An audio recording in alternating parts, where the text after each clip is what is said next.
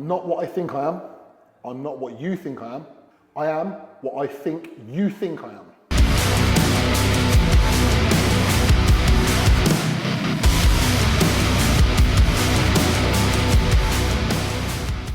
Welcome back, guys. And what's really, really cool with this is quite a few new people who I didn't think would be watching this podcast have actually been messaging both of us, which is nice to see that we're getting kind of a totally different audience as to the usual lot that we'd expect, like our own followers, our own clients. So it's really, really nice. It's like, as much as this is like centered around bodybuilding and what we do, also hopefully the things can sort of translate into other things in life, you know what I mean? So yeah. It's cool. Definitely. Very cool. So this is episode 6. Five. Episode 5. Not episode 5. Number 5. Episode 5. It's early. It's early. And we'll start with you, mate. First subject. Yeah, so the first subject today, I want to talk about how, in my experience of coaching, and I'm sure you probably feel the same way as well, people tend to be really obsessed with off-season, growth phase, eating more food. Anytime you talk to someone about growing more, eating more, people get excited. Straight away they think, oh yeah, I love eating. Oh yeah. And this is like a thing that really excites them. However, and I hope you agree as well, people tend to get bored in off-season and growth phases. So it's really good for a couple of months and then, you don't necessarily see much change. In fact, you start looking a bit softer. When you're eating more food, you're gonna get a little bit softer. And keeping people's interest levels peaked whilst they're in that phase is quite hard. Yes. I don't know if you would agree as well? Yes, I do agree. So it's like, why are we so obsessed with this phase if it's something that often makes motivation dip? And then on the flip side, and this is where I want you to take it, because at the moment your life is going great because of the phase that you're in. Flying. So you're dieting down and everything's going really good. And what's happened to your motivation? Through the roof. Exactly. So yeah, take it away, man. So I think, a big part of this is speed. And this, even whether you're natty or enhanced, when you're getting leaner, especially as you're getting into kind of, Ryan's talked about this a lot. He talks about the shit phase of dieting, the kind of the middle phase, and then the latter phases of a diet when you are getting into your single digits of body fat. When you're in those latter stages, even as a female, like you're going to, and you will notice changes to your body almost daily. Like for me now, where I'm at, like I'm literally waking up every day, even after high days, and I'm like, this is nuts. Like I'm leaner every single day. You never really get that in a surplus of calories in an off-season setting. And like, again, even like drugs, without drugs, natty, enhanced, whatever, this scenario is still the same. And I think the kind of the carrot that's being dangled is that you visually are getting rewarded very quickly, especially at the latter stages of your diet. And at the beginning of a diet, you don't see too much of a change. You see a bit of a loss in fullness. You see a little bit of a loss in scale weight. You're not particularly any stronger. You're not particularly any weaker. Like you might actually you might in your head feel you're a little bit weaker. And you've lost that fullness, but you're not particularly actually lower body fat yet. What I think a lot of people get carried away in though is, sorry, I'll let you carry on, is they get smaller in clothes. Yeah, totally. So they feel like, men especially, they feel like, I'm getting smaller. Yeah. And then this puts them off. Yeah. So, sorry, carry on. Yeah. And then at the latter stages of a diet, because even though you are often more fatigued, you are more restricted, your output's higher, it's offset by the fact that the reward appears to be greater. And I think you chase that. Ironically though, and I'll genuinely say this, like I just don't feel at this time. Like I've just said to you now before we started filming, like I feel where I'm at the moment, I could sit here for months. I don't feel fucked. And I've not restricted as hard as if I was doing a bodybuilding prep for like a show. But the place I'm in, like there's so much less fat on my body. I'm still strong. Like I've got 2 high days a week. Like I had a high day yesterday, Saturday. Like I feel brand new this morning. I've got no diet fatigue whatsoever. And it's a great spot to be in. Like the issue you've got, and as you advance in this kind of process, as you get more advanced later on, I think why people like the idea of going into a surplus and a growing phase is because they're probably, maybe they've come down too hard in a diet, maybe there's not an end date, or maybe they're a little bit fatigued and they're just looking for that relief, whether it's the relief of the appetite, not feeling hungry all the time, the relief of not being fucked all the time. Ironically, the irony of this is that when you put food back in, initially, very, very immediately as you put food back in, you do get the relief in terms of the food noise, but you don't get the relief in terms of the energy. Actually, everything slows down. Your digestion will often get blocked up. You will get bloated. You will feel more tired because your insulin will just go poof through the roof every time you eat a meal. And then you're a little bit heavier. Your body's not as efficient. So the only relief you tend to get actually is the food noise calms down a little bit. But apart from that, like, it's very temporary. And to truly gain in a bulking and off-season setting, you need to be doing it for more than 6 months, really, especially at the level kind of you or I are at. Yeah, definitely, yeah. And to go off that, it's just there's not as much reward, is there? There isn't as much reward. You wake up... You're not getting daily changes. If anything, I'm looking worse. Week on week, I'm looking a little bit worse. And I think a lot of people can probably relate to that. But one of the reasons why I believe in general, this is a generalized statement, 90% of everyone loves eating. Yes. As a nation, we just love eating. And when you tell someone... They can eat more food, they're, oh my God, yeah. Where do I sign, you know? Mm-hmm. But actually, that's because they've been perpetually dieting. And I'm going to generalize again twice now. I think most women are basically dieting most of their adult life. They're not necessarily happy with how they look, and they're always sort of like, oh, I need to eat less, I need to do this. So you're always dieting. You never get to experience what it feels like to just consciously be pushing up with food. So it's like a new experience for you. To actually be actively trying to gain weight, I don't think many women can relate to that feeling. Sure. So it's very tempting, right? Sure. So they're used to always going down and always punishing themselves and, oh, I've done this, so I better go do some cardio to undo that bad behavior. And, you're always in this perpetual diet phase. And then you're picking up bad habits, bad behaviors, and this is where the food binge purge. Like, I eat too much, so now I need to go do a load of stuff to make up for it. Yeah. Reward, punish. Reward, punish. Yeah. And to get out of that cycle is a real big thing. But I have seen it time and time again in my coaching experience, the last 10 years, when people are in that growth phase, their motivation does dip. It does. The amount of clients that I lose in an off season versus the amount of clients that I lose in a diet phase is like, it's not even close. Yeah, I would agree. I feel that as well, actually, to be fair.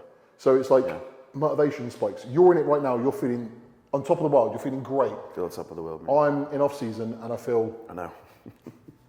It's okay, but like, I don't really care. I see your Instagram stories and I was like, it's like 11 o'clock in the morning and he's already he doesn't want to eat anymore. I blend food. I blend as much as I can because I just come off to eat. So yeah, I just thought it was an interesting thing that people think that they want to eat more food, but then when they do, motivation dips, which is exactly the opposite of what you think is going to happen. You know what I mean? That, and also, I think, truthfully, in a bodybuilding setting, or even any strength sport setting, to consume the amount of calories that you need to consume to actually be productive in terms of building muscle mass, it's insane. And it's not just anyone.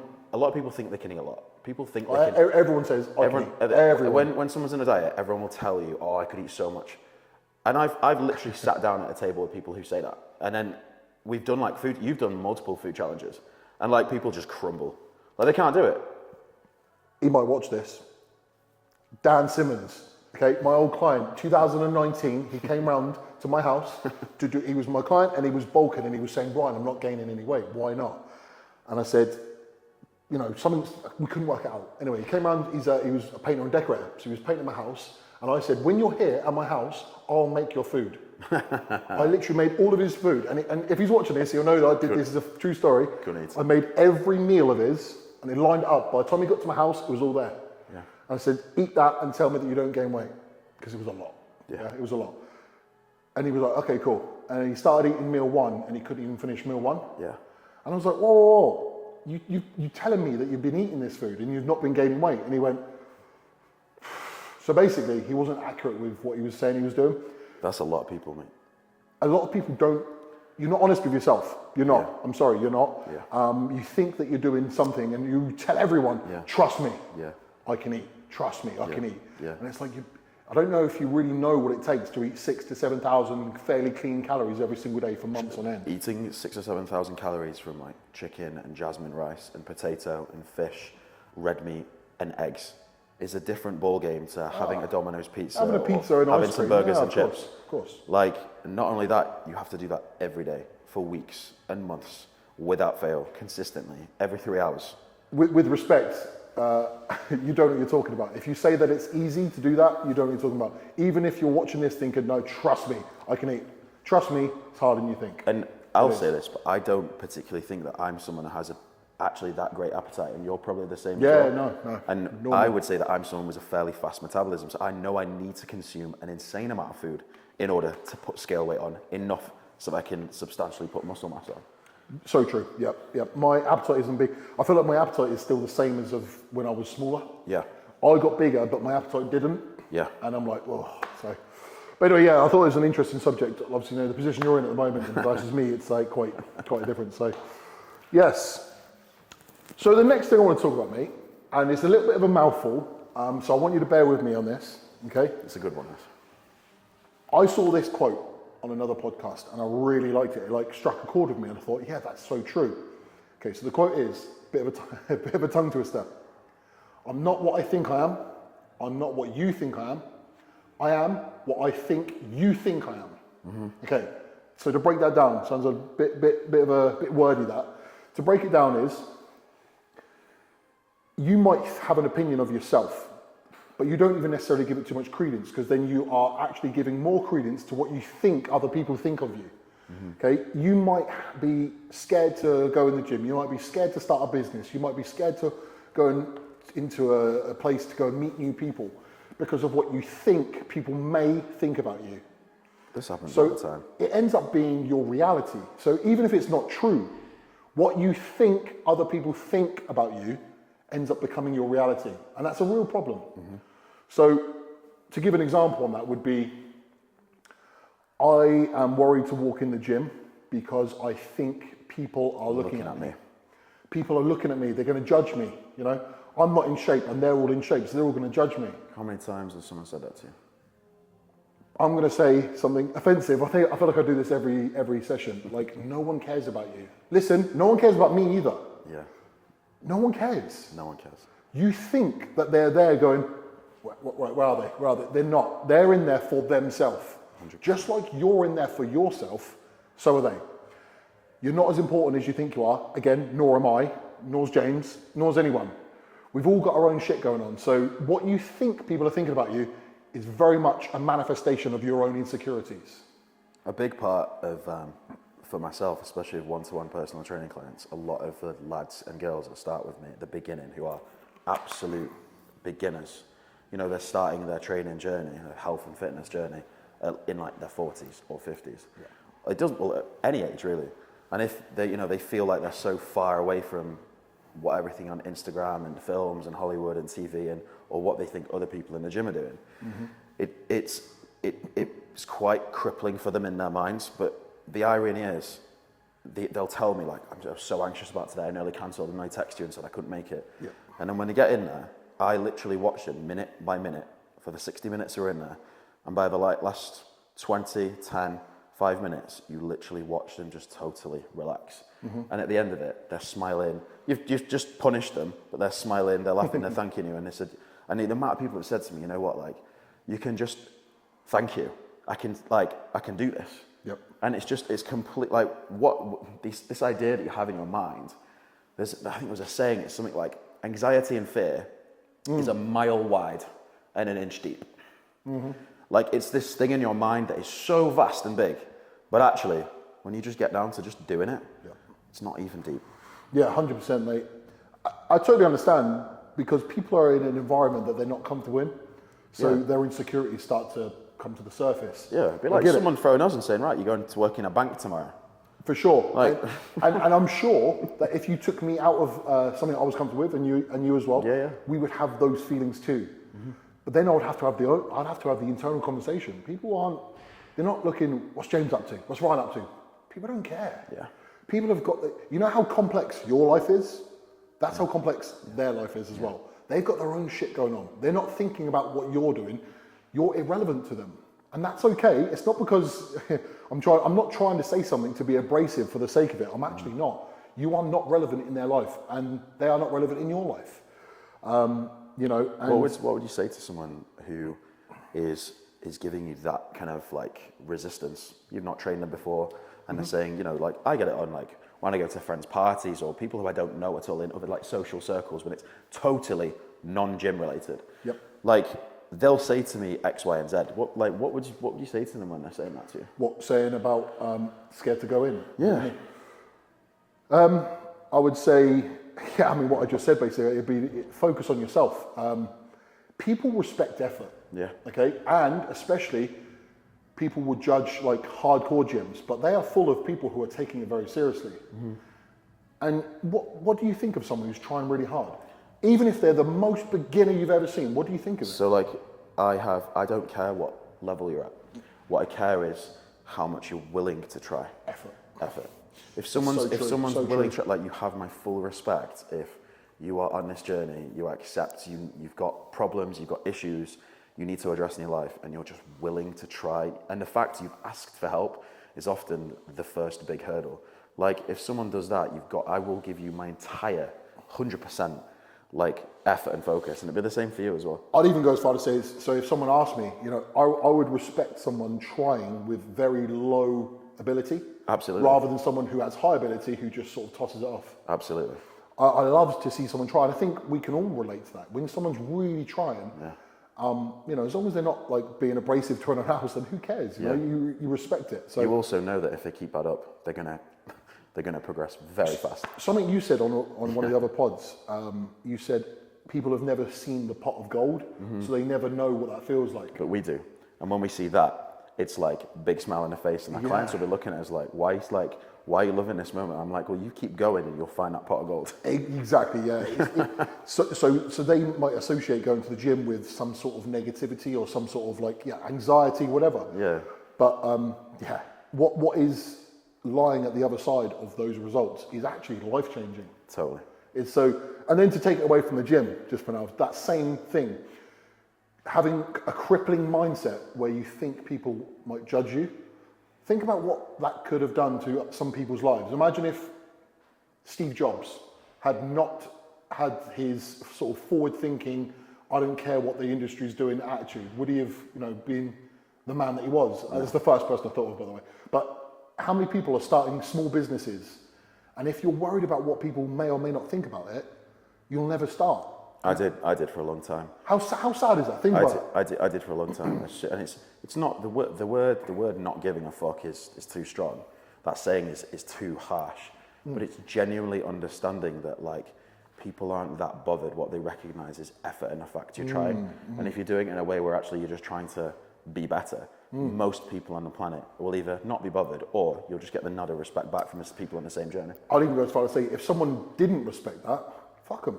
Fuck him. Like, is that person's opinion valid? Is it worthwhile taking into any consideration? Absolutely not. Yeah, especially if that then influences your decision, because then that has then had an impact and control on your life. Imagine this. Picture this scenario. You get to 50 years old and you see an idea happen. You see a business start and you think, fuck, I had that idea 20 years ago. How pissed off will you be? Because you're worried what your friends might say. You're worried about what your neighbours, what some of the people in your local, fitness club. But you cannot live your life based on what you think people think about you. Is the overriding message. And Absolutely. And that can translate into any subject. So don't let those negative thoughts creep in. It's wild how many doors open when you just start trying new things, putting yourself in uncomfortable situations. It's absolutely wild. I wish I could go back to my old self and shake myself and tell myself up. Do you really feel that way? You held yourself back then? I was so bothered what other people thought about me. So bothered. Okay, and then now you feel like you're not at all, or you are just good at controlling it? What would you say? It's different. It's totally different now because I feel like I figured myself out in terms of what matters in life for me. Yeah. And that just feels like anything that detracts from that is completely irrelevant. Like, I think if you do, this can go very deep very quick. If you're not a cunt, if you're generally trying to go out and help people, If you can go out and help people and make money by doing it, and if you can provide for the people you love, protect them, and be a role model, then I think if I die tomorrow, I can live with myself. I get it.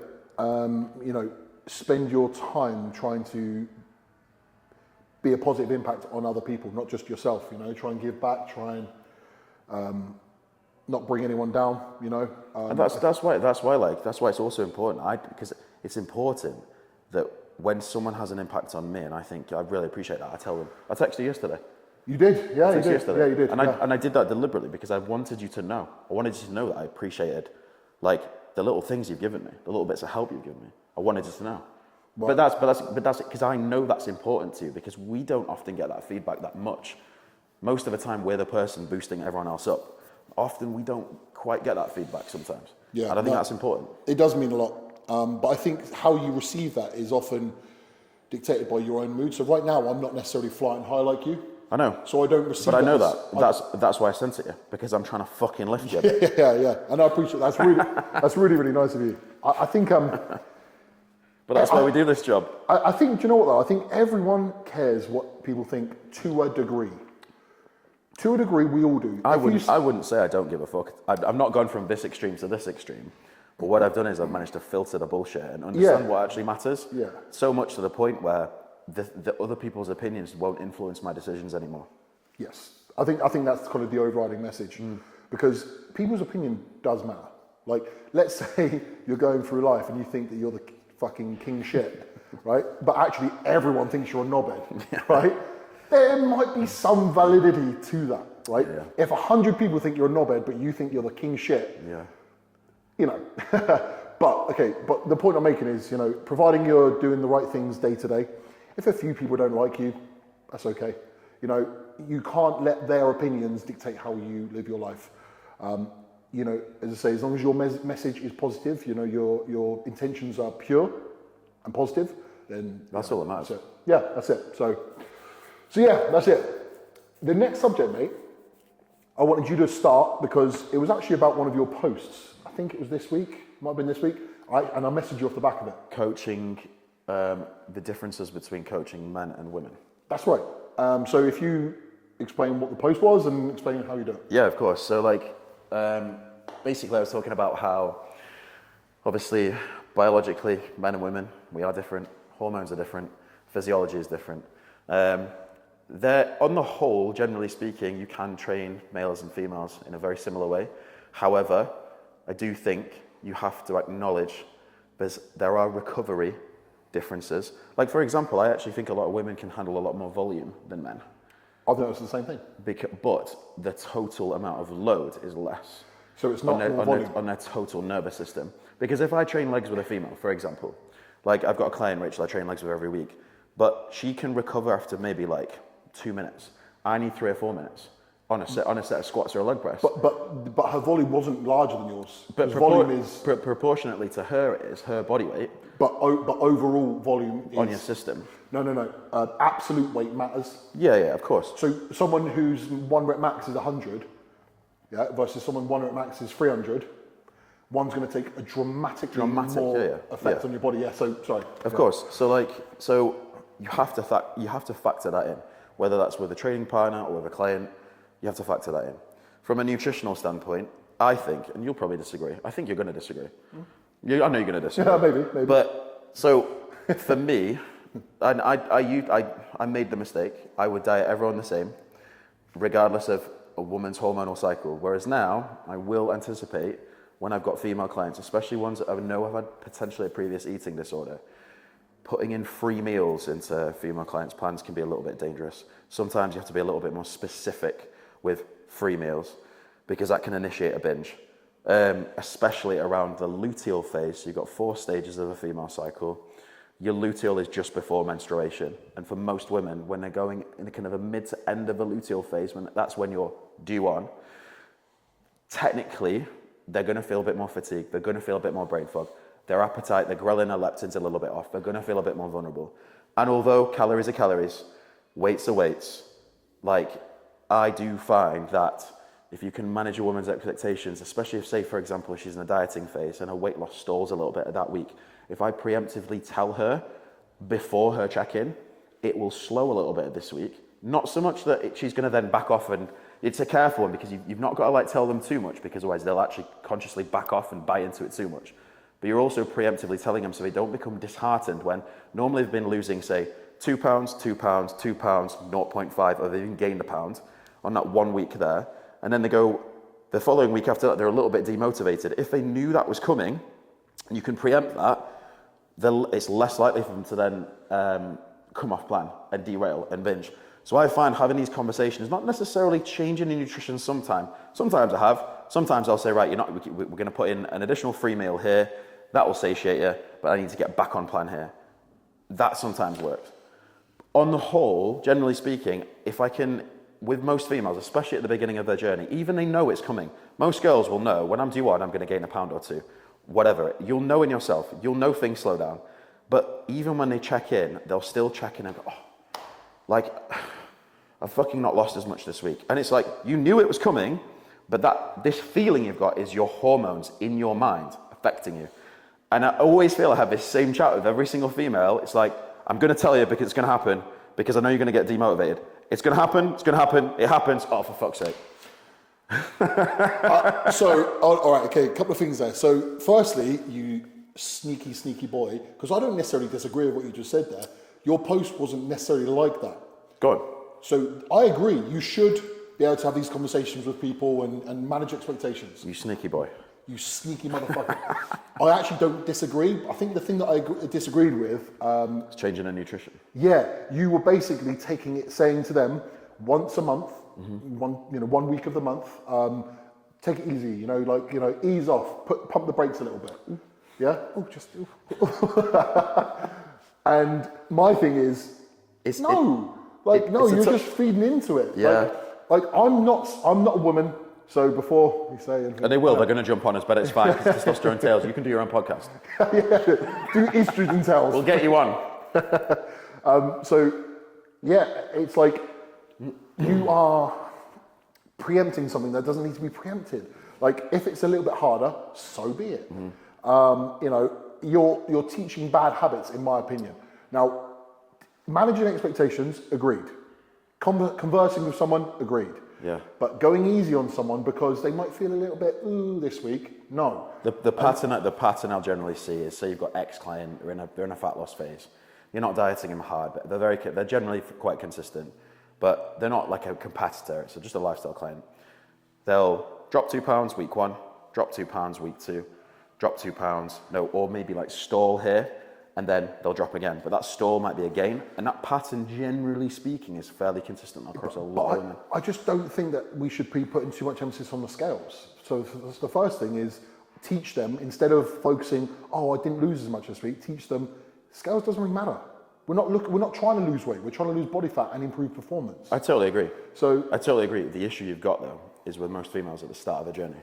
That is the number one thing that matters. Of course it is. To get the buy-in, to get them on side, you kind of have to get onto their side of the fence and go, I know this is what you're looking for. We can do this. Now I've proven to you that we can do this. I now need you to see my way. And then when you see my way, you'll realize actually that doesn't matter as much, and it's just one way of measuring progress. I get that. I think my thing is that I don't want to, and I wouldn't want them to feel mollycoddled. Yeah. And that's how I took it a little bit. And maybe I'm wrong, but that's how I took it. And it's a bit like this. It's a bit like me saying this to you. James, you're dieting down. Yeah. You're probably going to get weaker. Ooh. What's the likelihood that's now going to happen? Oh yeah, it's going to happen. Yeah. Yeah. I've almost spoke it into existence. Mm-hmm. So I believe what you're doing with these women is you're almost speaking it into existence before it's even happened. Yeah. My thing is, don't even make a thing of it. Yeah. Don't even bring it up. Yeah. Just say to them, we're not worried about the body, we're not worried about weight, what we're worried about is progress. And progress comes in many different forms. Now, I'm not saying don't listen to the client and don't, it's not about just like hammering them into the ground. You know that I don't diet people like that, hence what I'm doing with you. That's not my method. But when you speak about something, it makes it more and more relevant, and therefore they're going to place more importance on things that don't need to be don't need to be thought about. It's a fine balance, totally. But again, two different coaches, two different coaching styles. And actually, I'll concede, you coach more women than me. So, yeah. based on actual numbers, then you've done it more than me. So, yeah. I think So if you, yeah. I don't disagree. You do need to be, you need to listen. You need to make things personalised. You need to do all that. I get it. But I think steer them away from worrying about fluctuations in scale weight would be my thing. Don't go easy on them just because of that. And in fact, I'm willing to bet a lot of you women don't want that attitude. You don't want someone to be like, oh, it's okay, it's okay. You're going to go, no, let's fucking go. You know, just because I'm a woman, don't go easy on me. Let's go. I want a result more than I want this fucking, you know. Yeah, that's my take. Person dependent. You find out though. You find out because again, and that brings I us agree, to the I topic agree. of people will say they want something, and then when it actually gets to the nitty gritty of doing it, do you really want it? You're right. You know, we're just talking right now. Ultimately, there are horses for courses, right? What works for one won't for another. But then again, that's kind of what makes different coaches different. You know, some coaches might be better for you. I think I would be more on the side of just thinking, don't worry about it, let's keep going. But you wouldn't, and neither's right or wrong. We're just discussing it, right? You know, that's it. Yeah, fuck you. Sign it with me, James U Fitness. Should we have a fight? That would make an interesting podcast. Right. I'm definitely not having an arm wrestle. In the comment section, who would win in a fight, me or James? Right. Okay, final one, please, Mr. Underwood. Yeah. And Yes. also, I want to say this. Good one. Can you be a bit more abrasive? I'm always the bad cop, you're always the good cop. Look. It's just I want to. Okay, in this subject, I want you to say some Say one some thing, triggering things. one thing to trigger the fuck out of everyone. Yeah. Go for it. Okay, so next one is managing expectations. Fuck them. Oh, sorry. Sorry, God. Managing expectations. Yeah. Now, this is whether you are a total beginner, and more so if you're a total beginner, but also if you're someone who's highly advanced, and you're embarking on this journey, whether you're being coached, whether you're not. I find though, managing expectations with your client at the beginning of the journey is essential. It's so important. And I think a lot of people, when they come to you, will have skewed expectations of what's achievable in certain periods of time. Mm-hmm. So the issue we've now got is Instagram is very much before and after pictures. It's very much 12 weeks of this, 6-week shred. Like, this movie star did this for this film and they did it in 8 weeks. Well, why can I not do it? I've got a coach, I take creatine, you might even take some PEDs. The reality Naughty? of... Yeah, all of it. All, I said naughty. naughty. But the reality of it is that, like, not only, you're not just looking for a quick before and after. In most instances, you're looking for a total lifestyle change. And truly, to actually have an impressive physique that you can wear and live in for years and years and years requires massive habit changes, massive lifestyle changes, progressively over a period of time. And it's understanding that as soon as you get into this journey, this isn't a 12-week shred. And I get a lot of clients that come to me and they want to look good for a wedding. Oh, I've even had a client sign up with me last month that said, James, I'm getting married in a month's time. I just need to sign up with you for 1 month because I just need that accountability. Fine, no problem. But it's managing that client's expectations of going, when I pulled her food down quite a bit, because I was like, well, if you want to look a little bit leaner, a little bit smaller on your wedding day, we need to dial that right back. Yeah. And then I met a bit of resistance going, oh, my calories are a little bit low there. And I'm like, you've given me 3.5 weeks. Yeah. You've given me 3.5 weeks. Like, this isn't balance. Like, if you'd have messaged me 12 months ago, it could have been a totally different scenario. Also, that person may or may not think as well, in 4 weeks, she's going to look like a totally different woman. Totally, yeah. And it's like, you're not. Yeah, You're totally. not. Like, I'm sorry. At the same time, I still respect and appreciate she's reached out and asked for help rather than just trying to fucking wing it herself. Of course, yeah. But it's like, it's absolutely managing expectations of a client, especially, you've got to take into account people's age, injuries, like hormones, are they natural, are they enhanced, like where they're from, how much time they can commit to the gym. If they've got, a job which requires X amount of hours, are they sat down all day? Like, are they working on a building site? Do they have kids? Like, how much of your life are you willing to sacrifice? Yeah. How much time do we have where I can put you in the gym? And how much external energy, reserve energy, do you have in this tank?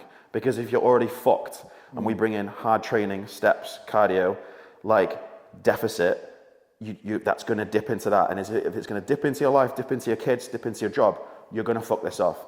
So it's managing the expectations of knowing what resources have we got available, what energy have I got available to work with as you as a client to get you the result that you want. And then when you kind of draw this picture and go, well, if you kind of we do this, you can kind of hit around here. I think if you have those conversations, you have a much better chance of getting success with that client. And I have had people where I've said that to them and I felt like it might have pushed them away. But you don't want to take on that client, take their money, and then they think they're going to get X and they get Y and it's way less. And I think, well, I did what you said. That's so true. Sometimes you say something and it's not what they wanted to hear. You know, It's taken me a long time to do that because essentially sometimes it's the choice of, shall I just tell them what they want to hear and take the money, or should I tell them the truth and potentially lose a sale? Yeah, I think you have to do this. Yeah, I think for like morally, you have to say the truth. And also, if you don't, it's a massive headache, and you're going to be back and forth. They're going to be messaging you every day. They're going to be frustrated, and they're going to be like pissed off. It's going to take up more of your time. I've got a real world example. Obviously, I won't name names, and I hope that it doesn't come across like I had this client, and I knew that I was going to risk losing him by being honest. He's someone who struggles with his midsection. Okay, he's a big guy. He's very big. Like he's 230 pounds on stage. So he's a big guy. But his thing is this. Okay, and in off season it bloats. I can relate to that because I feel like I'm massively. That's me. That's the thing. Yeah, you're huge, but then your stomach also grows with it. And it's like, so you need to be careful. Totally. That's the thing you need to be careful. Which is why I love this dieting phase because for a prolonged period, I'm actually not bloated. Not distended at all. Yeah. Anyway. So and this guy, I knew that I was going to risk losing him by holding him back. And I say holding him back with this because I wasn't pushing all the variables. So I wasn't using insulin, I wasn't using growth hormone, and I wasn't pushing food dramatically high. I wasn't. It's going to make his physique worse. You know that. Yeah, I know that, but I knew. Kind of a bubble gut. But he's such a nice guy. We get on really well, and we still get on well.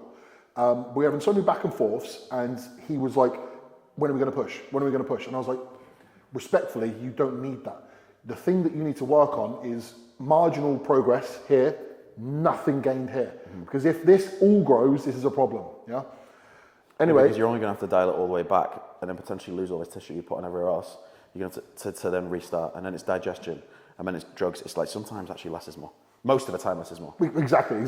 So I knew that I was risking it, and it turns out I did risk it, and I lost him.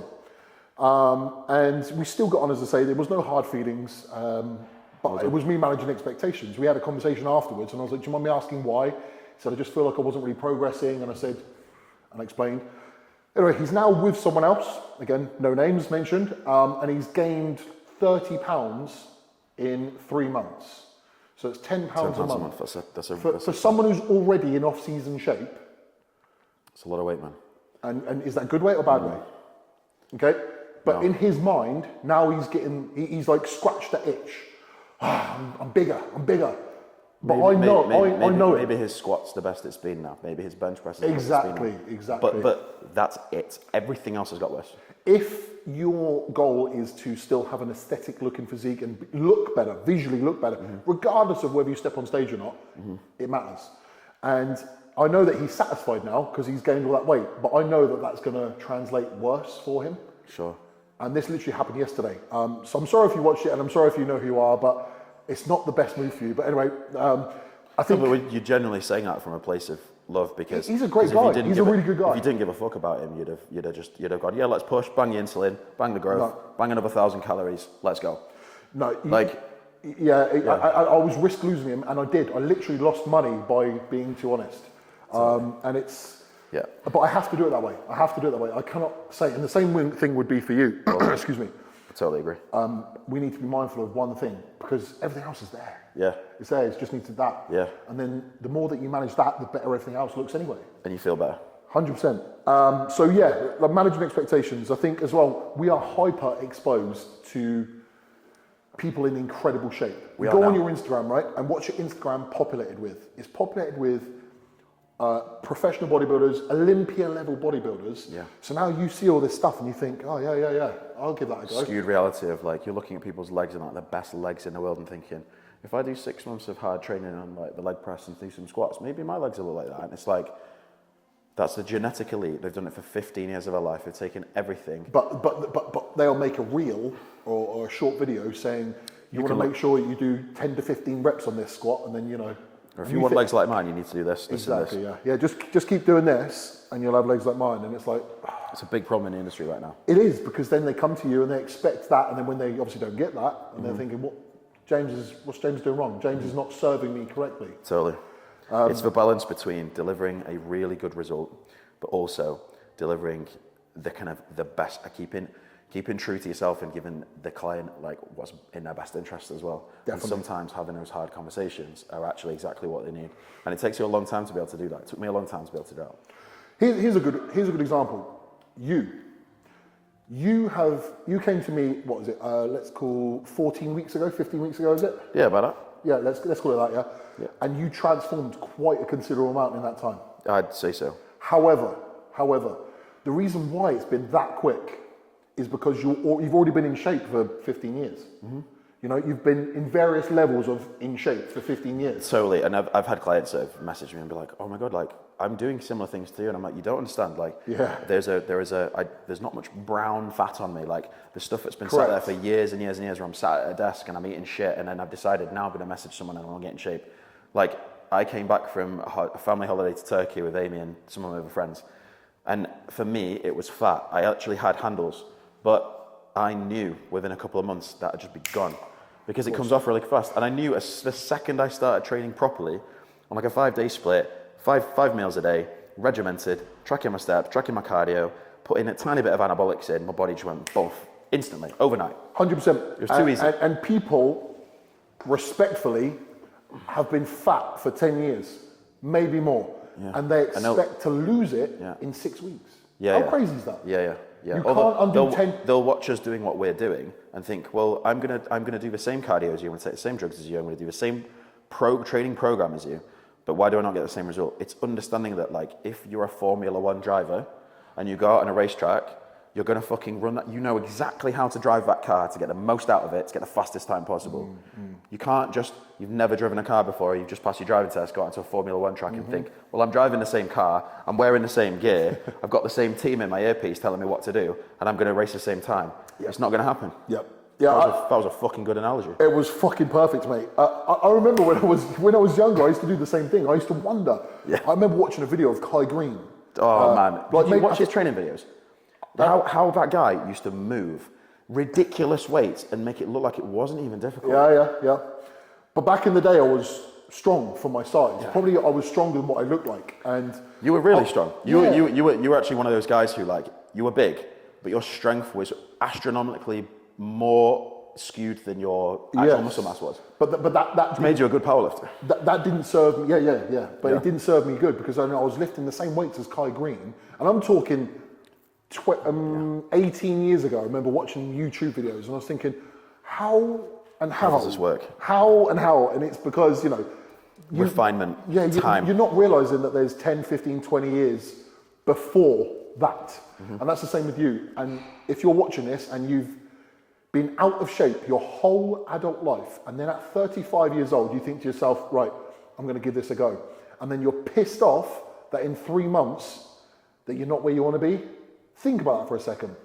You're trying to undo 17 years, 18 to 35. You're trying to undo 17 years of work in 3 months. Absolutely. This is a lot, and that's a lot of people. So realign your expectations.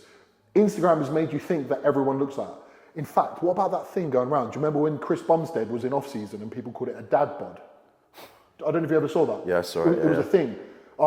Chris Bumstead shows off his dad bod, and people were in the comment section, daddy, and it, like all that stuff, right? Because he wasn't absolutely peeled, and he had a little bit of body fat on him. Like I don't know if people realise what that would look like in real life. Yeah. If you saw Chris Bumstead in off-season in real life when he was at his peak, I don't think people quite realise what that would look like. You think that looks normal. That is anything but normal. It's completely abnormal. That's a guy that's in the 0.0000001% of the population. Yeah, but you're saturated with it. Yes. It's everywhere. It's in magazines, it's on TV, it's on your Instagram. Yep. Saturated with it. Yep, exactly. Managing expectations. And we're not trying to do this to like talk you out of it. We're trying to, it comes back to you need to manage your expectations, but ultimately what is the most important thing? On a week by week basis, you can make progress, you can be better, and you can make it fit into your life. And if you've got someone directing you, coaching you, we can make sure you make the fastest, best decisions so you get the absolute most out of the time and money that you put into this. So you're not wasting time, you're not wasting money. If you do it on your own, if you do it misguided, if you read things online, you might get there, but you're probably not going to. And you're probably going to waste a lot of time. And generally speaking as well, I find women are better at asking for help than men are. Yeah, I think I'd agree with that. I think as well, the other thing, it seems a bit unfair sometimes when someone might do the same as you and they start at the same time as you, but they get better results than you. And that's genetics. You know, maybe you're not doing enough. That could very much be true, but also you don't know what your genetics are. Genetics are a huge component of this. It's ridiculous. I'm under no illusions. For me to get lean, I have a genetic advantage over most. I get it. But also, I have a hard time putting on size. So, you know, it swings and roundabouts. We've all got things we're good and less good at, you know? For sure. But also, before we sign out, James, you haven't been abrasive enough on that subject. Oh, God. Can we sign off with you being abrasive? Just call someone a cunt or something, I don't know. Stop being impatient, you cunts. just like, like anything, if you want to excel, it takes time. A lot of you have heard of the 10,000 hour rule, right? Like, me and Ryan are at this point in our coaching career game where we are probably at the 10,000 hour rule. Yeah, we've seen everything. We've dealt with every single body type, every single situation, every single injury, a lot of different health problems. Like, we've had every single conversation over 100 times with 1,000 different people. Like, we've heard every excuse. We've heard every single problem. We've heard every single win. It's true. We've heard it all.